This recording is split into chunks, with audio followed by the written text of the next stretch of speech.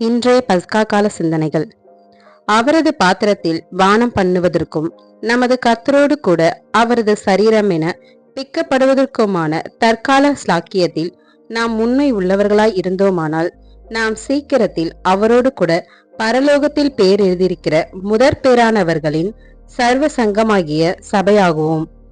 மற்றும் இவர்களே ராஜரிக ஆசாரிய கூட்டத்தாராயும் இருந்து நமது மாபெரும் பிரதான ஆசாரியரின் கீழிருந்து ஓய்வு நாட்களுக்கு ஆண்டவராய் இருப்பவருடைய செவிகளுக்கு எட்டின ஜெபங்களையும் பெருமூச்சுகளையும் ஏறெடுத்த பாவத்தின் அடிமைகள் யாவரையும் எகிப்திய சிறைவாசத்திலிருந்து அடிமைத்தனத்திலிருந்தும் வெளிநடத்துவார்கள். ஓ, இது எத்துணை அருமையானதொரு சிந்தனையாயிருக்கின்றது! இது போன்ற சில கருத்துக்களை உலகமெங்கும் காணப்படும் கர்த்தருடைய ஜனங்களை சிறு சிறு கூட்டத்தாராய் சில சமயம் இயேசுவோடு தனிமையிலும் மார்ச் 26 அன்று மாலை 6 மணிக்கு பிற்பாடு தேவனுடைய அண்ட சராசத்தினுடைய வரலாற்றிலேயே மிக குறிப்பிடத்தக்க நிகழ்வினை அதன் ஆண்டு நிறைவு நாளில் ஆசரிக்கும் வண்ணமாக கூடி வருவதற்கு நெருங்கி ஏவுகின்றது.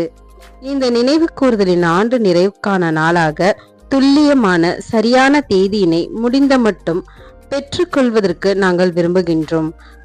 நாம் துல்லியமான தேதியினை பெற்றுக்கொள்ளவில்லை எனில் அது கவலைக்கிடமான காரியமாய் இருக்கும் என்பதாக நாம் புரிந்து கொள்ளவில்லை. நாளை ஆசரியாமல் நிகழ்வையே நாம் நினைவு கூர்ந்து ஆசரிக்கின்றோம்.